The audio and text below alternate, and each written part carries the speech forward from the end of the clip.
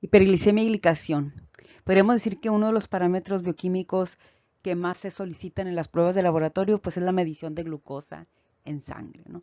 Entonces, hoy les voy a platicar cómo la glucosa, además de ser una fuente de energía, además de poder almacenarla para generar una reserva de energía en forma de carbohidratos, la glucosa también puede generar una serie de reacciones que a la larga pueden provocar daño. Y estamos hablando de la glicación. La glicación, la glicación es una, es una reacción, es un proceso en donde las moléculas de glucosa se unen a otro tipo de biomoléculas. No solo es la glucosa, pero en este caso nos vamos a enfocar en la glucosa. Estas otras biomoléculas pueden ser ácidos nucleicos, pueden ser proteínas, pueden ser los lípidos. Entonces, siempre que hay glucosa en la sangre, que es siempre, porque los valores normales son de 70 a 100, entonces siempre va a haber una glicación, pero hay una glicación que es normal. Cuando los valores de glucosa son normales, pues la glicación va a ser normal. Al aumentar la glicemia, va a haber un aumento de la glicación. Y es entonces cuando se corre el riesgo de glicar algún otro tipo de moléculas. Y esto es una ley de acción de masas. A mayor cantidad de glucosa, pues más van a ser las moléculas a las cuales se puedan unir, nada más por la disponibilidad de esta en la circulación. Entonces, vamos a hablar desde el punto de vista de la hiperglicemia. Recordemos que hay una hiperglicemia fisiológica después de alimentarnos y hay una hiperglicemia que no es fisiológica, que es aquella que se mantiene por un tiempo prolongado, aún después de que debió de haber disminuido esta glicemia, pero no ocurrió. Entonces podríamos hablar o pensar en una hiperglicemia crónica. La hiperglicemia, entonces, está relacionada con la glicación. Si bien aquí estoy hablando de este tipo de reacciones donde se unen los carbohidratos y que no requieren de enzimas, existe otro tipo de reacción muy parecida que se llama glucosilación, en donde también los carbohidratos se unen a otro tipo de proteínas, sobre todo, perdón, a otro tipo de biomoléculas, sobre todo a las proteínas. Pero este tipo de unión de este carbohidrato requiere de la actividad de enzimas específicas y eso le llamamos glucosilación. Y todos glucosilamos, a todos nosotros en nuestras proteínas de membrana podemos encontrar carbohidratos monosacáridos unidos a estas estructuras, ¿no? Y entonces eso es algo que también existe. Pero aquí vamos a hablar de la glicación, que como dice aquí, es un proceso no enzimático y se dice que es un proceso de acción de masas. Un factor muy importante es el tiempo. Si la hiperglicemia es momentánea, producto de pues el consumo de alimentos ricos en carbohidratos, aparte de que la elevación de la glicemia no va a estar por arriba de 130 o por arriba de 140 miligramos por decilitro, el tiempo en el que esta glicemia está elevada por arriba de 100, pues va a ser un tiempo corto, a diferencia de cuando hablamos de hiperglicemia crónica, en donde el tiempo es prolongado.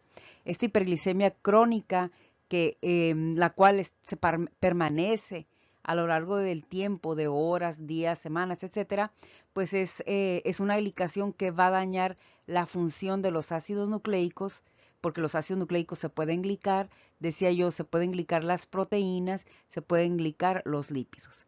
¿Quiénes de los lípidos? Pues se pueden glicar los ácidos grasos.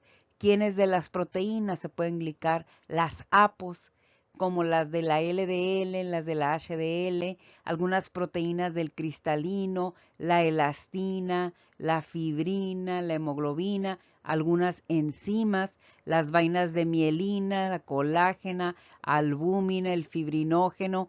Estos son algunos ejemplos de las proteínas que se pudieran glicar y que en algunas de ellas se puede llamar algo que se puede generar algo que se llama entrecruzamiento de proteínas, ¿no? La glicación también afecta a los ácidos nucleicos. Puede haber una glicación de bases nitrogenadas y dentro de los cambios o las consecuencias de esta glicación a nivel de ácidos nucleicos, pues tenemos las aberraciones cromosómicas, tenemos la disminución en los mecanismos de reparación, incluso podemos llegar a la ruptura de cadenas de DNA. Ahora, generalmente cuando hay una glicación, bueno, la reacción se llama reacción de Maillard. Cuando hay una glicación, la glucosa se une a los aminoácidos como la lisina en alguna proteína, a la arginina, y entonces cuando el tiempo establecido o el tiempo que corre en el que está la hiperglicemia es de horas, lo que se forma es una base de Schiff. Esta base de Schiff se puede transformar en algo que llamamos producto de Amadori. Y este producto de Amadori, para que se forme, pues deberán de pasar días. Ahora, si pasan semanas o meses, nosotros podemos obtener, además de los productos de Amadori, podríamos empezar a generar lo que se llama productos finales de la glicación avanzada, que se abrevian como AGES, del inglés que viene de Advanced Glycated End Products.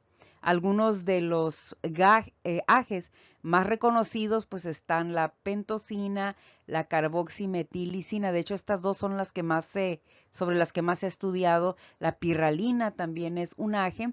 Y se sabe que además de esta reacción, donde hay una reacción de Miliar, en donde hay una producción de bases de Schiff y además productos de Amadori, la autooxidación de la glucosa, esa glucosa en exceso, también lleva a la producción de AGEs. La peroxidación de lípidos también lleva a la producción de AGEs. Ahora, los AGEs, para poder actuar o para generar una respuesta, pues necesitan células que presenten en su membrana sus receptores que se llaman receptores para AGEs. Estos tienen una estructura tridimensional especial, de manera que puede acoplar al AGE con el RAGE. ¿Quiénes son algunas de las células que pueden expresar RAGEs? Pues las células dendríticas, las neuronas, los cardiomiocitos, los monocitos y macrófagos, los linfocitos, las células endoteliales, que si analizamos aquí un poco y conectamos con esto, con la hiperglicemia, pues el paciente diabético es el que cursa con hiperglicemia cuando el paciente no está controlado. Además es un control difícil de alcanzar. Y entonces encontramos aquí mediadores de la respuesta inmunológica, cuestiones de tipo cardiovascular, memoria y aprendizaje, que sabemos que son algunos de los procesos que tienen deficiencia o que por el daño que se va generando a lo largo del tiempo van presentando esta deficiencia en esta funcionalidad. Ahora, los AGEs que se unen a los RAGEs, ¿cómo actúan? Pues lo que hacen es actuar en la estimulación de vías de señalización, como la MAP quinasa, como ER, como la NADPH oxidasa, y esto lo que genera es una activación de factores de transcripción que nos llevan a todo esto. Expresión de proteínas de la matriz vascular, expresión de proteínas de las que son conocidas como moléculas de adhesión vascular, de citocinas, factores de crecimiento, de citocinas como el factor de necrosis tumoral alfa, como la interleucina 6. Esto genera una activación celular y esto nos lleva a la proliferación celular, a la quimiotaxis, angiogénesis, apoptosis. Como hay un aumento en la producción de radicales libres del oxígeno, al estrés oxidativo, y se sabe que todo esto está involucrado con el desarrollo de las complicaciones vasculares, ¿sí? Ahora, ¿quiénes presentan producción de AGEs?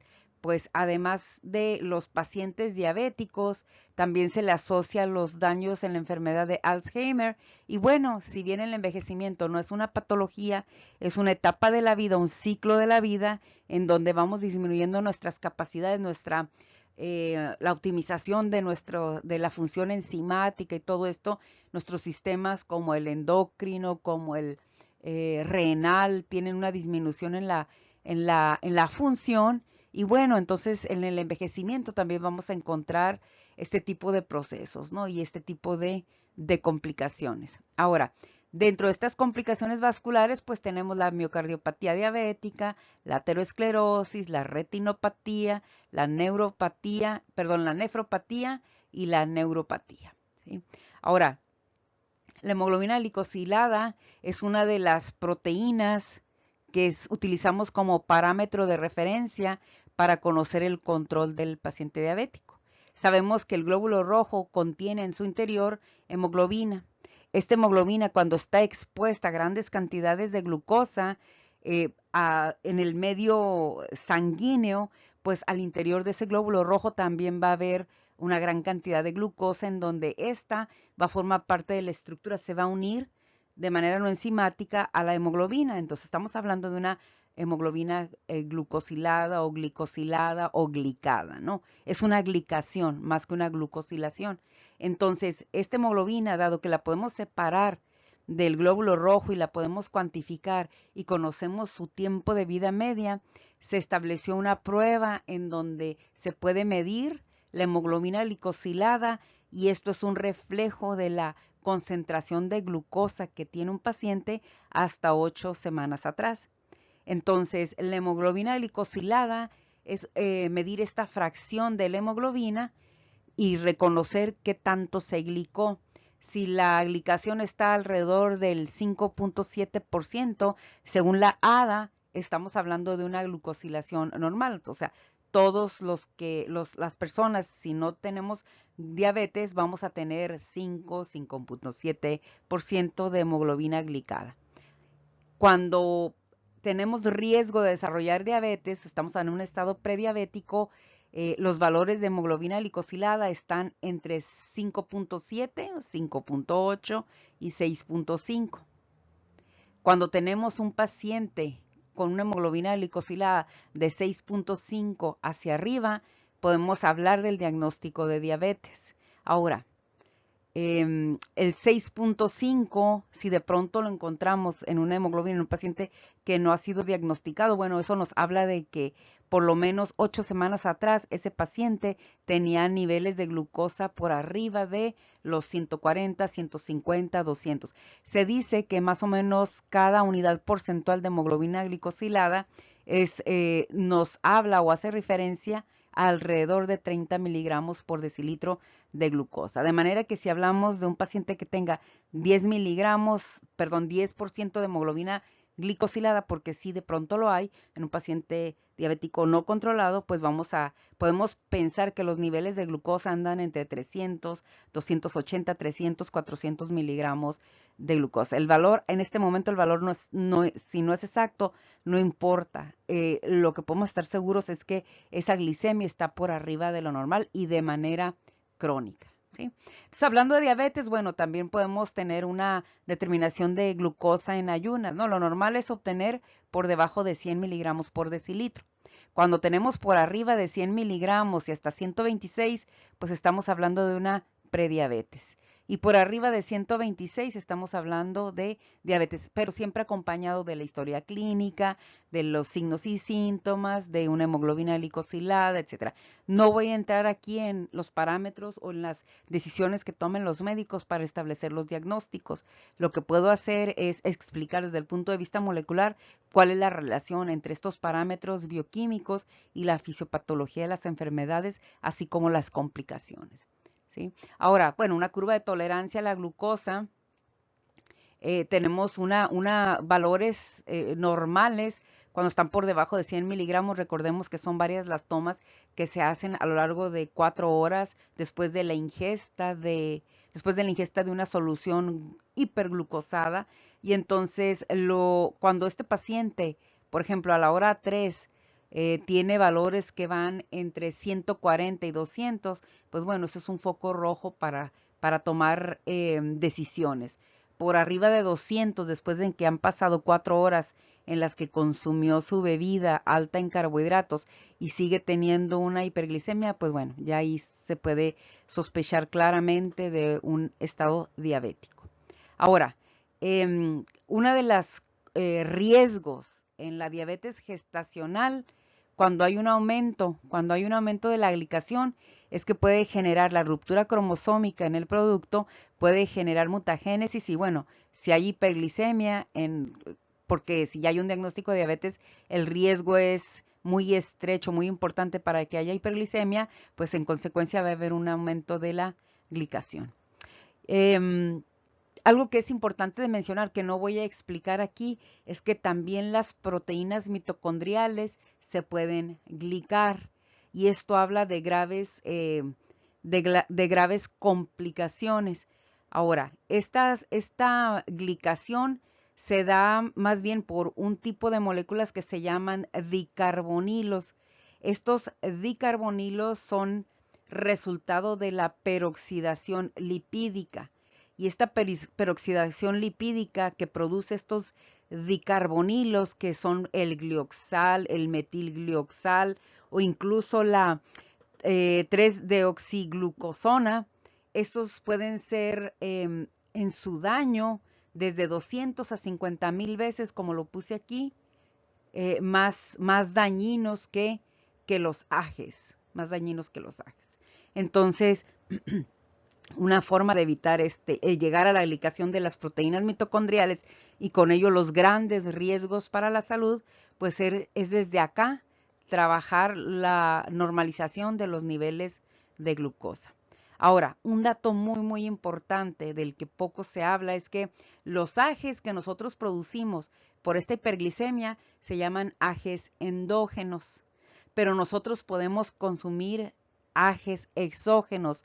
Algunos autores reportan que alrededor del 20%, del 100% de ajes en nuestro cuerpo, el 20% corresponde a ajes que nosotros producimos por glicación y el 80% por el consumo de ajes exógenos. Ahora, ¿de dónde vienen esos ajes exógenos? Muy importante, pues vienen de la preparación, de la forma en la que preparemos los alimentos que consumimos. Si nosotros acostumbramos a freír alimentos, a hornearlos, a utilizar aceites recalentados, asados, rostizados o el uso de microondas, no sé para esto, para esta producción de ajes, cómo se comporta la freidora de aire. Pero estos son algunos de los procedimientos a los que sometemos los alimentos y que en consecuencia nos forman ajes. Más los ajes de nuestras hiperglicemias, sobre todo si estas son crónicas, pues entonces nos pone en un riesgo evidente de desarrollar complicaciones. Ahora, aquí tengo un ejemplo muy sencillo de estas diferencias. Si consumimos una pechuga de pollo, una ración de pechuga de pollo, una ración puede ser del tamaño de la palma de la mano. Si este pollo ha sido hervido, nos da alrededor de 1000 kilounidades de ajes. Lo que quiera eso significar.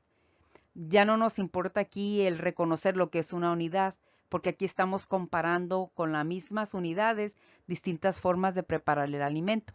Entonces, si hablamos del asado rotativo, esta porción de pechuga va a tener 5250 kilounidades. Si hablamos del pollo frito, de esa misma ración de pechuga, tenemos 6700 kilounidades. Si hablamos de un asado, 4300 kilounidades. Pero si hablamos de un pollo frito y horneado, que me parece que eso puede ser, por ejemplo, como en la freidora, porque se rocía incluso con aceite y se mete a la freidora, estamos hablando de 9000 kilounidades, ¿sí? Entonces, este dato es importante para darnos cuenta de lo que puede pasar o de lo que pasa con los alimentos en cuanto a nuestra forma de prepararlos. Esto no quiere decir que no debamos de comerlos de esta forma, sino que hay que controlar de mejor manera la frecuencia de este tipo de preparación de alimentos, ¿no? Y al final de cuentas, para evitar todos estos daños, pues hay que disminuir la glicación a través del control adecuado de la glicemia, ¿no? A través del control adecuado de la hiperglicemia. Ciertamente no podemos parar el tiempo y no podemos detener el proceso de envejecimiento, pero sí lo podemos hacer con menos riesgos para la salud. Esto es, podemos tener un envejecimiento saludable.